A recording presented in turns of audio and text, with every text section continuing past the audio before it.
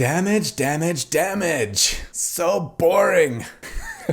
All right, fine. Let's talk utility. In the 2024 D&D 5e rules, you can get proficiency in every single skill by level 5. Today, we're going to build that character and see just how fantastic a skill monkey we can actually be. Welcome to D4.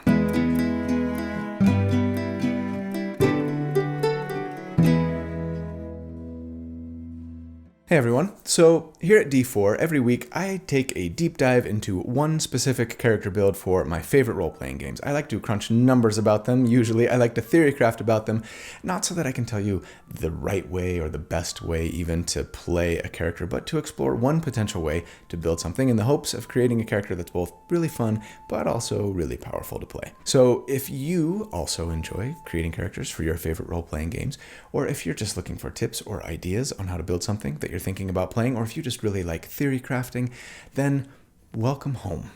This is where you belong, and I am so glad you're here. So thanks for being here. My name is Colby, and this is Roy Kent.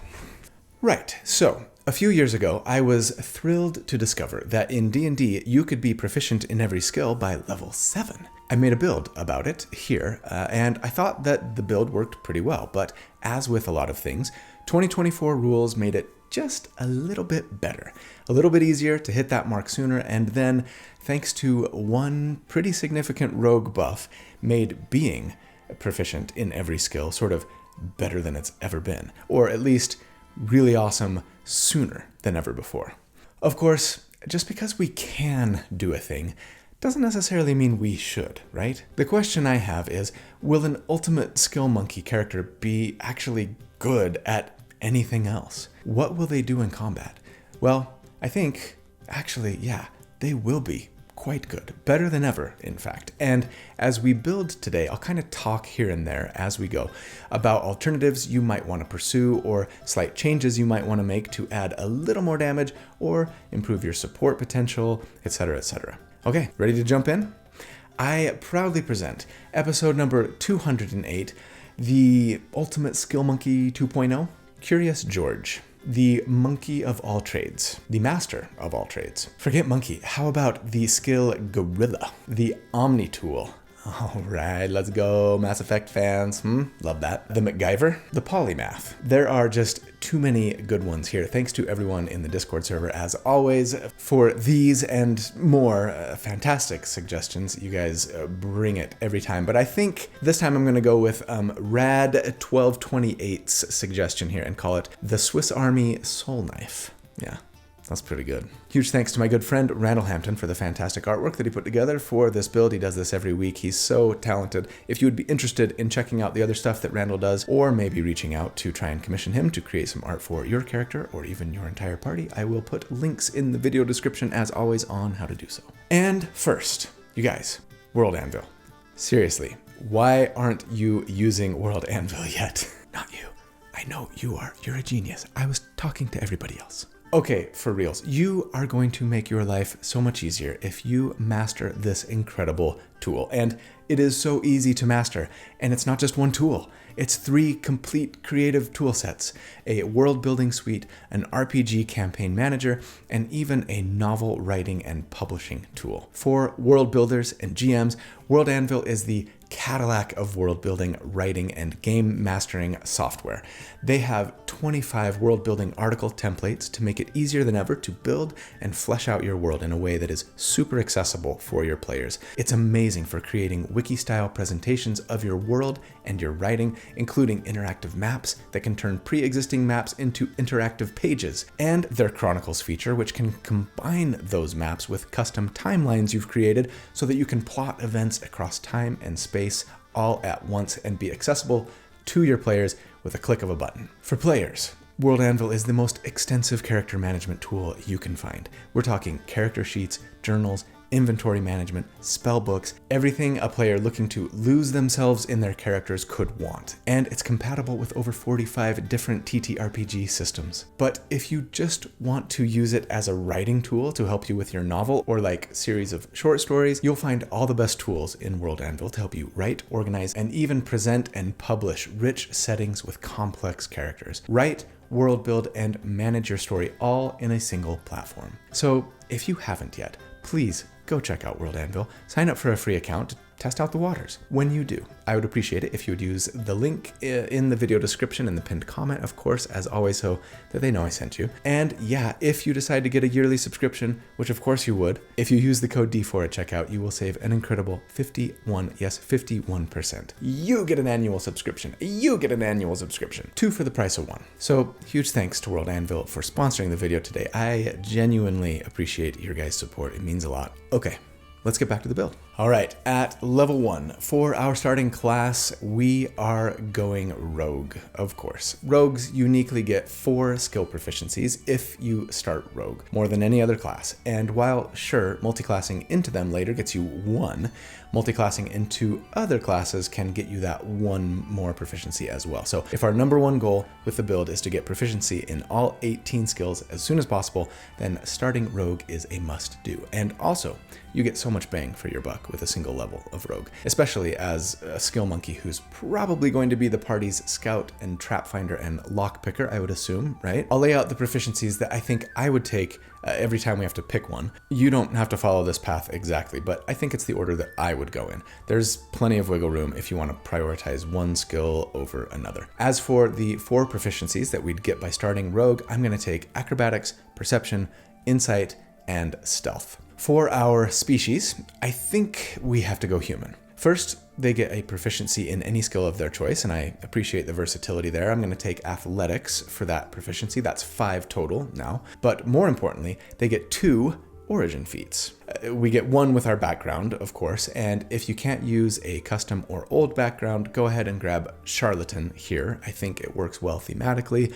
It gives us the Deception and Sleight of Hand skill proficiencies. That's 7 total so far, and gives ability score increases we like, as well as the origin feat we want, which is, of course, the Skilled feat. This simply tells us that we can gain proficiency in any 3 tools or skills of our choice. And the best part, it's repeatable. And since we're human and we get a second origin feat, there is nothing preventing us from taking it again right at level 1. There's no rule that prohibits this, so let's do it. That means 6 more skill proficiencies. I'll go with Persuasion, Investigation, Arcana, Intimidation, History, and Survival. That takes us up to 13 at level 1. That's kind of insane.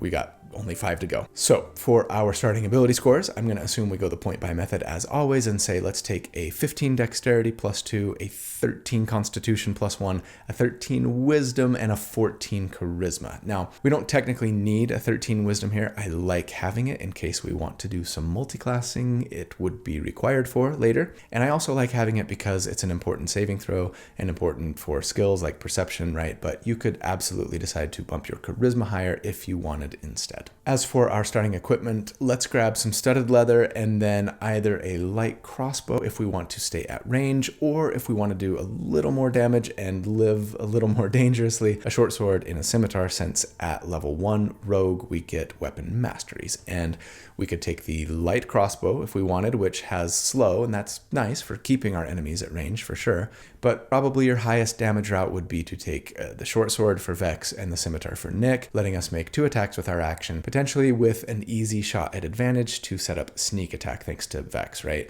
As well as just another chance to hit and trigger sneak attack, plus 2d6 total for our weapons as opposed to the light crossbow's 1d8. I will say that if you go this route, I probably would take 2 levels of rogue before multiclassing, which I won't be doing here, to get cunning action, right? So that we can disengage every round with our bonus action and not have to stay in melee. But anyways, as a Rogue 1, we get Thieves' Cant, which is the special coded language that rogues use to communicate in writing with one another, and then we get Expertise, right? Which is so important for this build. It lets us take 2 skills that we are proficient in and double our proficiency bonus for those skills. I'm gonna say, like, go ahead and PYF here, pick your favorite. It really depends, are you trying to be the party face? Are you prioritizing being like the party scout? Assuming scout first, I guess, since we're rogue, I'm going to say, let's grab perception and maybe stealth or sleight of hand. But if you wanted to go like persuasion and like deception or something like that, you would be totally fine doing so. Finally, at level 1, rogues get sneak attack, which says that so long as we make attacks with either ranged or finesse weapons against an enemy we either have advantage against or who is within 5 feet of an ally of ours, then we can add 1d6 of damage to our hit once on a turn. Nice little bump, which combined with our 2 attacks thanks to Nick, right, if we went that route, makes us a super competitive damage dealer actually at level 1 at least. Speaking of super, I want to give a quick shout out to my channel members. You guys, thank you so much for all that you do for me, for the channel. I could not do this without you. You're amazing. If you're not a channel member, I'd love it if you'd consider joining. There's a button down there that says join. You click on it and it will tell you all of the perks that you can get by being a member. So long as you're like silver level or above, you get all the perks. I just ask that you, pay what you think it's worth and what you think you can afford. But yeah, you can get access to the library of write-ups that I create for each of these builds, so that you can recreate them yourself a little more easily if you wanted to, without having to like take notes or rewatch the video, right? You get access to the community Discord server and even access to the monthly live Q&A hangout sessions that we do. So thanks for considering, and if you are not interested for whatever reason, that's totally fine. I appreciate you just being here. Liking, subscribing, commenting, all of those things are also great ways to support the channel, so thanks. All right, at level 2, we've got to take some bard levels. I mean, we are beelining for proficiency in every skill as soon as possible. And so I think this is the best route to go. You don't have to do this, of course. You might decide that 13 out of 18 skills to be proficient in is pretty dang good, and you'd rather just stay rogue to like beeline for reliable talent first, among other things. I would not fault you for doing that. You could even get the skilled feat again at rogue 4 and get up to 16 proficiencies. It would be better damage and get you some nice roguish utility, among other things. But if we're going for like proficiency in skills as soon as possible over all other considerations, then yeah, bard I think is the way to go. This polymath character who's been everywhere, seen everything, learned from the greatest scholars, traveled with the circus, and everything in between, right? Doesn't need a reason to multi-class, I don't think. The way I see it, they are already every class. It just hasn't manifested itself yet in the mechanics of their character building. So as a Bard 1, first up, when you multi-class into Bard, you get to pick a skill proficiency, and I'm going to say let's grab Performance here. We're a Bard, after all. And then, yes, we get Bardic Inspiration, so that we can Charisma modifier times per day use a bonus action to inspire an ally, letting them add a d6 to a failed attack, ability check, or saving throw anytime within the next hour. If we wanted to lean more into the support and or face capabilities, right, of this character instead of damage and or like roguish scouty utility, we could and probably should focus on Charisma over Dexterity, right? That would mean more uses of Bardic Inspiration and better Charisma skills, not to mention a better spell DC for our Bard spells that we're going to be getting. So yeah, feel free to go that route and prioritize Charisma over Dex. And, especially with expertise, your kind of roguish skills would still feel pretty potent if you, decided to get yourself expertise in sleight of hand and stealth, right? And if we are going to be using the light crossbow as our primary weapon, that works actually pretty well because, yeah, as a Bard 1, we get spells, and you could totally take True Strike here, which works on ranged weapons, meaning that the one attack that we make on our turn, when we're attacking anyways, could be done using our Charisma modifier to hit and damage if we were to cast True Strike, shoot our light crossbow, and, after level 5, you even add a d6 of damage to it, making it very on par damage-wise with dual wielding. As for other spells to take, I would consider Vicious Mockery to insult, damage, and debuff an enemy. Bane might be our go-to for concentration at this level to potentially reduce several enemies' attacks and saves by a d4. It's like the anti-bless, right? Command, Sleep, and Hideous Laughter are great for control. Cure Wounds and or Healing Word are nice for healing. Dissonant Whispers is great to deal damage and force an enemy to run away. Silvery Barbs. It's really good. But of course, keep in mind that if we were only at a 14 charisma, and we might be for quite some time, you might want to focus on spells that just work regardless, right? That bring a lot of utility, since that's sort of our thing. Rituals are especially good here, like Identify, Detect Magic, Comprehend Languages, etc. Lots of great options, regardless of how we're building. Now, One of the best reasons for going Bard for this build, of course, is that at level 3, Bard 2, we get another round of expertise. I would probably take Persuasion here, if we're going to be the party face especially, and then either Stealth or Sleight of Hand, whichever one we didn't take at level 1, but pick your favorites. We then get Jack of all trades, which lets us add half of our proficiency bonus rounded down to any ability check that we're not already adding our proficiency bonus to. And I mean, on the one hand, this might be the one build where we don't really need this feature, right? But do keep in mind that there are ability checks that aren't considered skill checks, right? Checks with tools, for example. So we might still get a little use out of this feature here and there, depending on how often tool use comes up in our game. At level 4, we would be a Bard 3, and that means we get our subclass. And we, in case you hadn't guessed yet, yes, are going with College of Lore. This is one of the main reasons we wanted to go Bard, because the Lore Bard's ribbon feature, right, is kind of our main feature. We get 3 bonus skill proficiencies of our choice. So let's grab Animal Handling, Medicine, and Religion, bringing us up to 17 now. Just one more to go. Lore Bards also get Cutting Words at this level, which I love. It just lets us use our reaction and a Bardic Inspiration to subtract the d6 that we roll on that inspiration die from a creature's successful ability check or attack, potentially causing it to fail. Super nice. As for the second level Bard spells that we get here, there are so many great ones to consider, especially for this build. Aid is always a great way to buff our allies' max hit points and heal them, right? Cloud of Daggers always works, no saving throw, and is especially great if your allies have ways to push into and or hold enemies in the area of effect, right? But there's Gift of Gab, if you can use Acquisitions Incorporated stuff at least, that lets you basically take back what you said if you screw something up in a conversation. Locate Object is often useful. Lesser Restoration is a nice little cure-all. Silence always works and is great if you need to shut down an enemy spellcaster especially. Finally, don't forget Enhance Ability. Touch a creature, it can be yourself, and for an hour, you've got advantage on all ability checks using the ability of your choice. Can be nice if you're going into an important negotiation, or you really need to be stealthy and lockpicky, etc. At level 5, we could take a Ranger level, because multiclassing in Ranger also gets you 1 skill proficiency, and there are plenty of good reasons to go Ranger, so feel free. But I think, in the interest of best skill monkiness, I'd rather go Bard 4 here to get a feat, which would let us grab the Skill Expert feat. This lets us bump 1 ability score of our choice. I'll assume we're taking Dexterity to 18, but of course you may be prioritizing Charisma, and that's fine, do that. But then we get to both gain expertise in a skill of our choice, so pick your favorite there. Maybe it's Performance, maybe it's Arcana, maybe Investigation, but that gives us 5 expertises now, awesome. And then, yes, lets us gain a skill proficiency as well, which means we can grab that last one. That's Nature for us, meaning that we've got all 18 by level 5.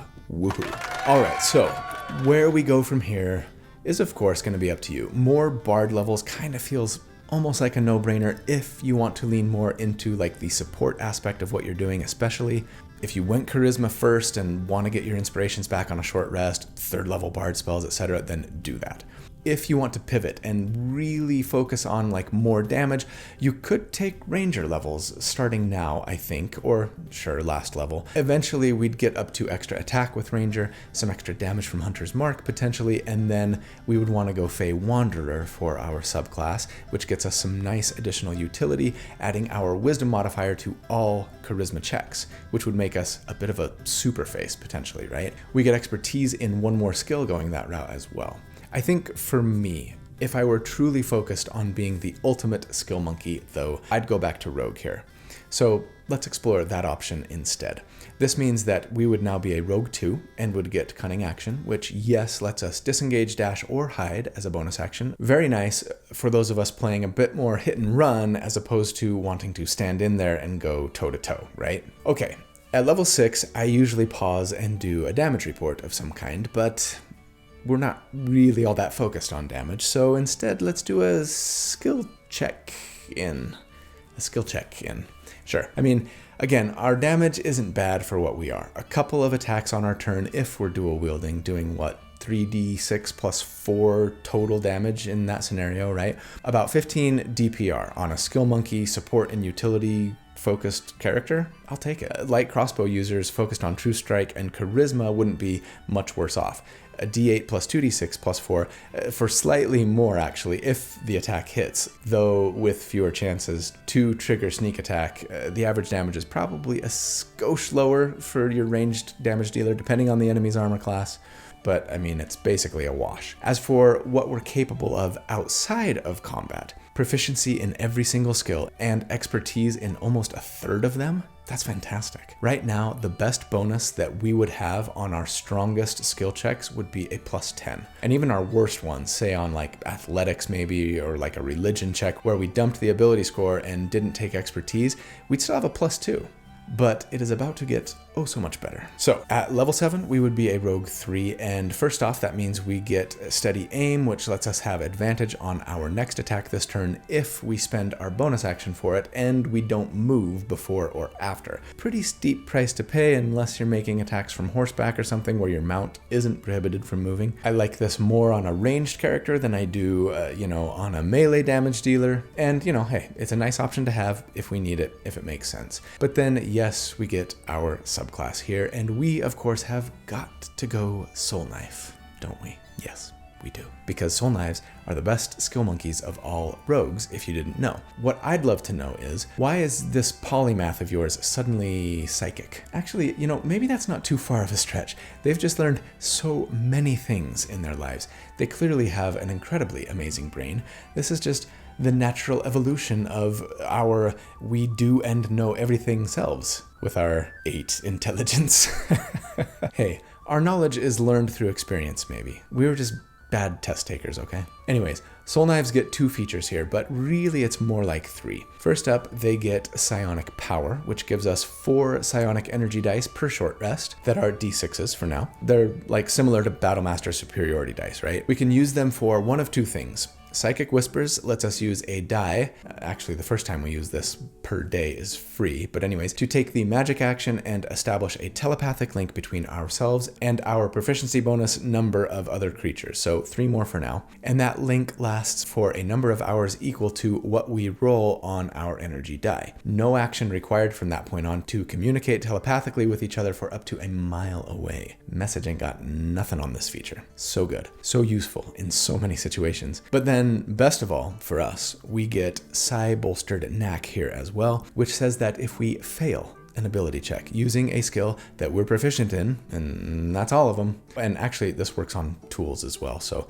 as long as we're proficient in the tool, then we can roll an energy die and add it to the check, potentially turning failure into a success, and the die is only expended if it causes us to succeed. Use this all the time, though I have a feeling that we won't need it all that often. It's still a nice insurance policy to have, just in case. We also get Psychic Blades here, but we might not necessarily want to use them. The feature says that when we take the attack action or make an opportunity attack, thank you, Wizards of the Coast, we can manifest a Psychic Blade in our hand and attack with it. It has the Finesse and Throne properties and the Vex Mastery, which we automatically gain.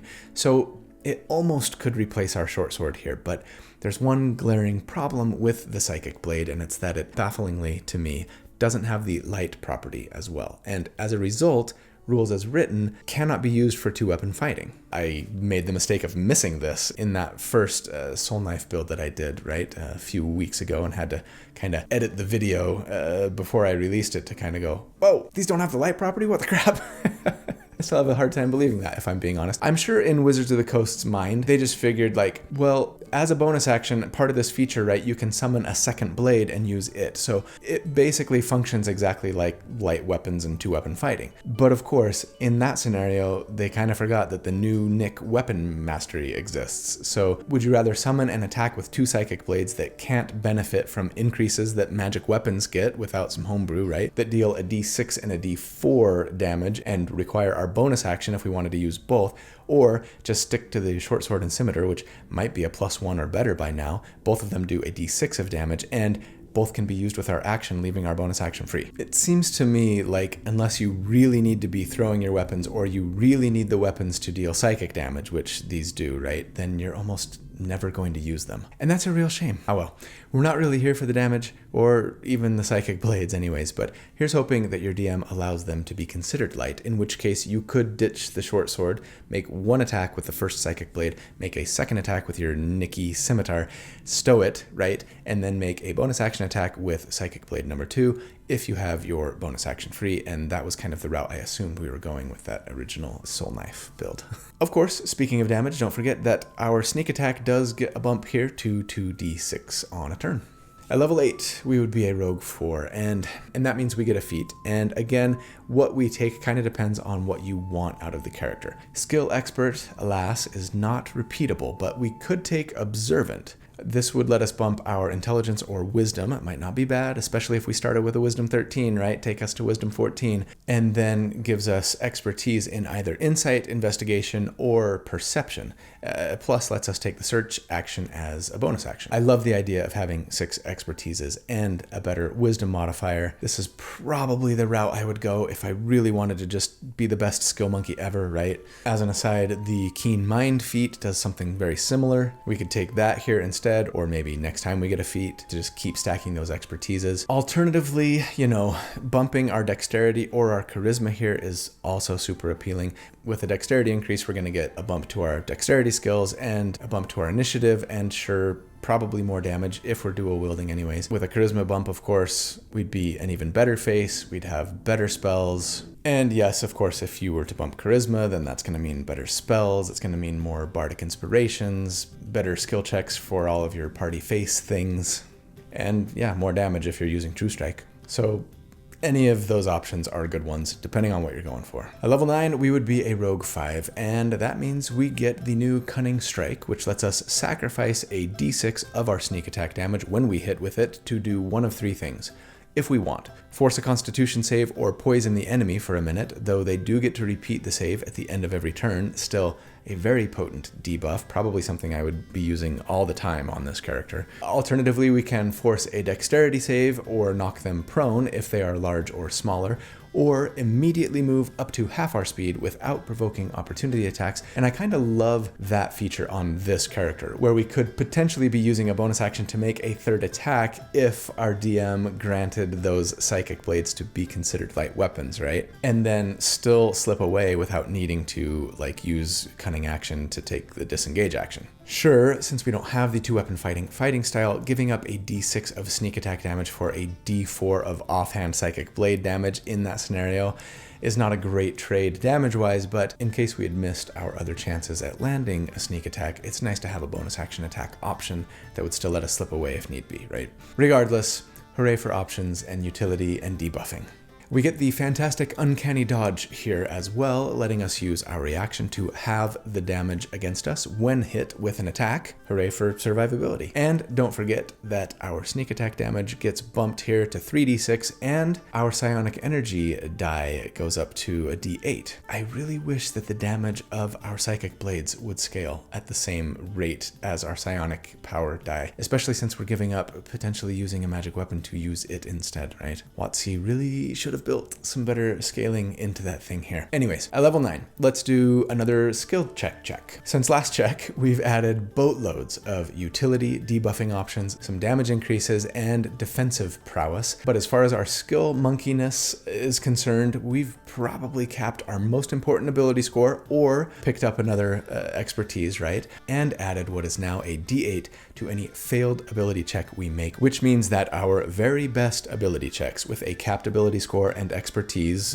potentially has a maximum potential, if we were to roll an 8 on the psionic energy die, of a plus 21 to our check. And the worst we could possibly do on a dumped stat non-expertise check where we rolled a 1 on the psionic energy die would be a plus 4. Never worse than a plus 4 on any skill check feels pretty good. And our most important ones are going to be way better than that. But give us just a couple more levels and things are going to get crazy town. At level 10, we're going to be a rogue 6, and that means another round of expertise, and that means we've got expertise in 7 skills now, 8 if we took like observant or keen mind, almost half of our skills, and surely all of our most important ones by this point. Go ahead and PYF here for whatever you feel like your character or your party needs most. But level 11 is where we really kind of peak, because then we would be a rogue 7, and that means first we get evasion, so if we fail our dexterity save on things like fireballs, right, we only take half damage, and 0 damage if we succeed. But then, yes, the incredible, amazing, reliable talent, which we used to not get until rogue 11, and now it's level 7, and that's crazy. It says that when we roll an ability check that uses one of our skill or tool proficiencies, and again, maybe reason to keep gaining proficiencies there if you think you'd actually use tools other than thieves' tools with some regularity, right? Then anything we roll lower than a 10 counts as a 10. And since we're proficient in every single skill, it's hard to imagine ever really failing any skill check again, unless the DC is incredibly high. And yeah, let me re-emphasize, you just might want to beeline to Rogue 7 before taking those Bard levels here, right? Starting with 13 proficiencies, being able to potentially grab 3 more at Rogue 4 if you took the skill feat again, you really wanted to go that route, that would mean proficiency in almost every skill by level 4, and then reliable talent at level 7. My goal was just to get proficiency in every skill as soon as possible and then augment those skill checks, right? But I don't think it would be wrong to go the other route here at all. I do love what we get from Bard otherwise though, so yeah, do what you think is best. Anyways, speaking of Bard, at level 12, now that we've got the all-important reliable talent, I might go back to Bard for a while. Again, not strictly necessary. One more level of Rogue gets us another much-needed ability score increase. But then again, I might have wanted to go Bard 5 before even going back to Rogue, right? So we would be Bard 5 now, and I mean, there's just so much here for us at this level. First up, Font of Inspiration lets our inspirations reset on a short rest, which just feels so huge to me. It's now a lot less painful, even if we left our charisma at 14 for all of this time. But also, our inspiration die jumps up to a D8 here, and then yes, we get 3rd level Bard spells, which are just so good, and is another reason why, yeah, I almost feel like you either go Rogue 1 then Bard 5, or just straight Rogue 7 or 8 before taking any Bard levels at all if you're not just hell-bent on getting proficiency as soon as humanly possible. As for which spells to take, sure, the big 3 crowd control spells, Fear, Hypnotic Pattern, and Slow, are great, but if we haven't been buffing our charisma, then there are still plenty of fantastic options to consider that work regardless of our charisma modifier. Catnap and Tiny Hut are incredible utility. Dispel Magic auto-succeeds on spells of 3rd level or lower anyways. Motivational Speech gives temporary hit points. Advantage on wisdom saves. Advantage when those that listened to our speech get hit by an attack, all regardless of your charisma modifier. Plant Growth is some serious slowing power as long as there are some plants around, which maybe you could just toss on the ground if you've got some vines on you, right? And that spell doesn't rely on our spellcasting modifier. So yeah, tons of great options regardless of our charisma. At level 13, we would be a Bard 6, and that means as a lore Bard, we get really the lore Bard's best feature, which is magical discoveries. We basically get magical secrets 4 levels early. So now we can pick 2 new spells from either the Druid, Cleric, or Wizard spell lists. We just have to have the appropriate Bard spell level for them, right? So just 3rd level spells now. And yeah, I love the 2024 change that says anytime we gain a Bard level, when we typically can replace one of our Bard spells, right, we can replace it with a Wizard, Druid, or Cleric spell instead of a Bard one. So good. So at this level here, what should we take? There are too many that I want, but the standouts for me would be Aura of Vitality if we wanted to lean into support for lots of healing. Revivify, of course, for a backup plan if an ally dies. Counterspell is always just so good. Fly is always useful. Haste is a really strong buff for a friend. And I mean, sure, grab Fireball if you want to blow stuff up once in a while, or Spirit Guardians for some really nice, persistent, multi-target damage. The world is your oyster, Lore Bard. Have fun with it. Okay. At level 13, let's do another skill check. Since last check, we've really peaked in our skill monkeyness, grabbing a couple more expertises for a total of 7 or 8, depending on feat choice, right? And of course, reliable talent, which means that for our best skills now, the worst we can possibly do, assuming a bad roll on the D20 and a bad roll on the D8 psychic energy die, but a maxed ability score with expertise, right, is 26. That's the worst. The highest roll we could get on our best skill checks is a 43. The worst we could do on any skill check right now is a 15 if we rolled ones on everything in a stat that we dumped and we didn't have expertise in. That is so amazing. On top of that, we've got some really solid support, utility, and even damage options. This character is no slouch in combat, but out of combat, they're kind of a god. All right, let's talk about options for late game. At level 14, I think as much as I'd love more rogue levels, or sure, maybe fighter to get, no, not action surge, but that other amazing fighter level 2 feature, a tactical mind, to get yet another die to add to what would be our failed skill checks, right? I kind of just feel like the likelihood of us actually failing a skill check on this character at this point is so dang slim that I'd probably just stay at Bard here for a while longer instead, for a few reasons. First up, we get Counter Charm at Bard 7, and this is a solid feature now, saying that if we or an ally within 30 feet fail a save against being charmed or frightened, we can use our reaction to cause the save to be re-rolled, and this time with advantage. Very nice support feature here. And then we get 4th level spells, and of course as a lore bard that means we could take spells from our huge extended list. So I'd consider Arcane Eye for fantastic scouting, Death Ward for fantastic no you don't actually go unconscious support, Dimension Door for a huge teleport for you and a friend, Freedom of Movement to keep someone from getting slowed or grappled, Greater Invisibility is always useful, as is Polymorph. Sure, turn your friend into a T-Rex.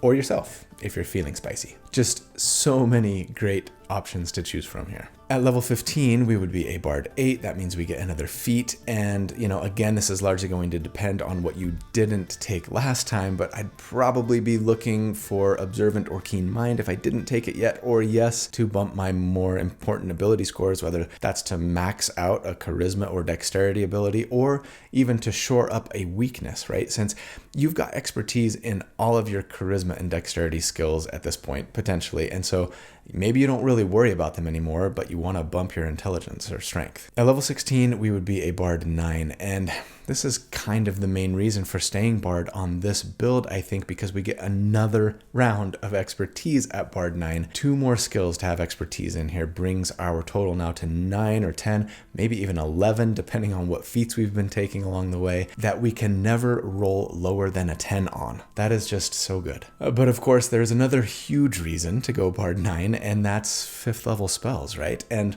yeah, as a lore bard, we don't even need to wait until level 10 to snag those really sweet ones like Wall of Force or Bigby's Hand or Circle of Power. And there's always the just default bard spells like Greater Restoration, Hold Monster, and especially for this build, Skill Empowerment. We've got to grab that for the best skill monkey ever, don't we? It gives expertise in one skill of our choice for an hour. So now we'd have expertise in half or more of our skills all of the time, and if for some reason we need it in one other, well, we can get it. It's perfect. Finally for us, at level 17, sure, stay Bard to get magical secrets. It's not as powerful as a lore Bard, right? But 2 more free spell preparations is nothing to scoff at. Plus another 5th level spell slot. Maybe now might be the time to go Fey Wanderer Ranger, right? Or grab 2 levels of Fighter, but I think I'm probably just going to go back to Rogue to grab yet another feat to bump our ability scores higher. And yeah, for that feat, again, I'm just going to say, pick your favorite. Take what you think your character needs most to best succeed at a skill that they are somehow not succeeding at. Or, if nothing else, to increase your spell effectiveness with Charisma, or damage and armor class and initiative with Dexterity. Having both capped eventually would be pretty awesome. This then brings us to our final skill check. And yeah, since last time, we've just continued to add things to make us the best skill monkey of all time. More expertises, more ability score increases, along with some fun additional utility, control, and support potential. It makes this character just so potent. At this point, the range of our skill checks would be from 16 at the very worst if it's on a dumped stat where we roll nothing but ones, which is very unlikely, right? All the way up to a 45 on maxed out rolls in a skill that we have expertise in with a capped ability score. Something tells me that if a DM ever calls for a skill check from you, they're just gonna be like, nah, never mind, you succeed. So Yeah, let's do some final thoughts here. I'm not sure that I have a ton to say. I mean, sure, there are a couple of things that we could have done differently to improve our skill checks in different ways. 2 levels of fighter for tactical mind, like we've talked about. And, if we were to do that, 1 more level of fighter, go fighter 3, we get our subclass, go battle master. The tactical assessment maneuver is nice. It would add a superiority die to a history, investigation, or insight check, at least. I mean, I didn't even talk about the warlock option here. The lessons of the first one's invocation at warlock 2 would get us an origin feat for free, and we could take skilled, right? If we could get the skilled feat multiple times with this invocation, then it could have gotten us to 18 even quicker. But the wording on the invocation says that even though the invocation is repeatable, if we were to take it multiple times, we would have to choose a different origin feat every time we took it, regardless of the fact that the skilled feat says that it's repeatable, right? I don't know, maybe your DM hand waves that. In which case, yeah, this could help us get proficient in all skills just a little bit quicker, I think. Regardless, though, I just think I like Bard a lot better for a skill monkey character, personally. Especially with, the additional expertises they get, the nice support features that come along with it, the expanded spell list. But yeah, Warlock is an option. I think the Fey Wanderer route for Ranger is a little more compelling for me, personally. Adding your Wisdom modifier to all charisma checks makes me feel like we could have focused on dexterity for damage and other things, right? But still be almost just as good on our charisma checks too, in a best of both worlds kind of way. Especially considering the additional expertise in one skill that Ranger gets makes it super compelling. I'm just not sure at what point we dive in is the problem. Reliable talent is so very important, and at that point that you have reliable talent, the character might just be better off with Bard features and spells, What I'm kind of wondering now is, would it be possible to get expertise in all 18 skills eventually? Probably not. I mean, 2 levels of Wizard gives us expertise in a skill, but since the skill expert feat isn't repeatable, Bard 9, Rogue 6, Ranger 2, Wizard 2 gets us 10 expertises, but so much multi-classing leaves us with only 3 feats. So, we take Skill Expert, Observant, and Keen Mind with those 3, so that would get us to 13 expertises. Skill Empowerment spell for 14, and the boon of skill at character level 19, right, as an epic boon, that would get us to 14. So close, but I think that might be our limit. Let me know if you think there's a way that we could get there in the comments, or if you think there's something else that I missed in this skill monkey build. But in the end, what I love the most about this character, I think, is that not only are they just amazing in exploration and social mode, gliding past every single skill check with total ease and grace, but they're really pretty decent in combat too. Some respectable damage, some really solid control and buffing and healing and debuffing options. This is a character that would both be a blast to play and would honestly make every other character at your table's life a ton easier. Except for the DM, of course. They're a player. For them, you're the most annoying thing ever. And that's okay. But that's the build for the week, so I hope you enjoyed it. I hope you guys know how much I love you. Thank you so much for all that you do for me, for this channel. I hope you have a fantastic day and a really great week, and if you don't, I hope that you won't give up. Please hang in there. I hope that you will do good and be kind, and that I see you again very, very soon. But until then, take care. Bye.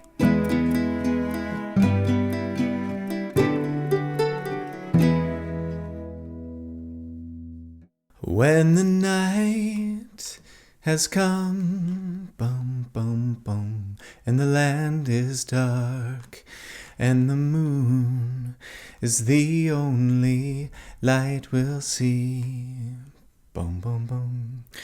Well, I won't be afraid, no, I won't be afraid.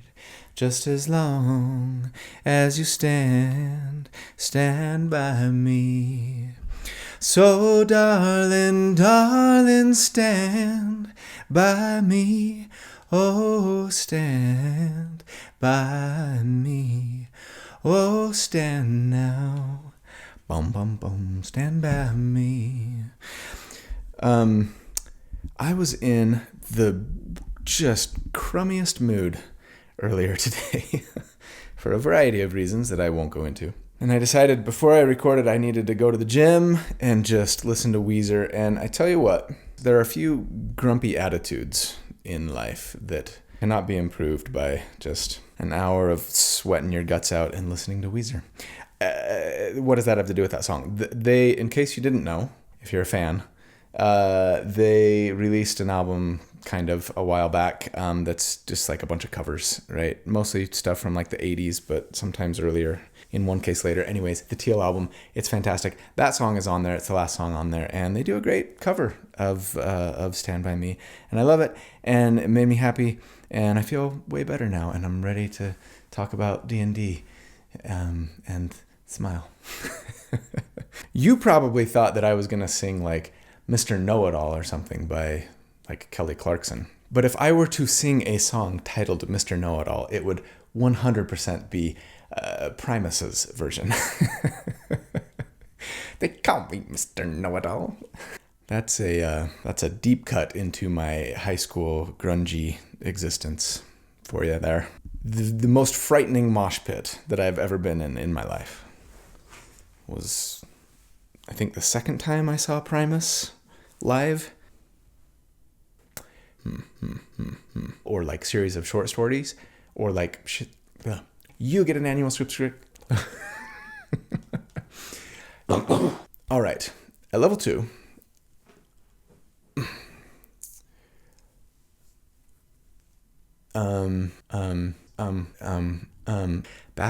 Bafflingly to me. Hooray for living close to an Air Force base.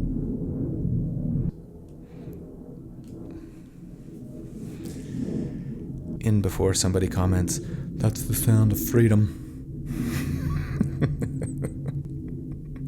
Okay. Okay.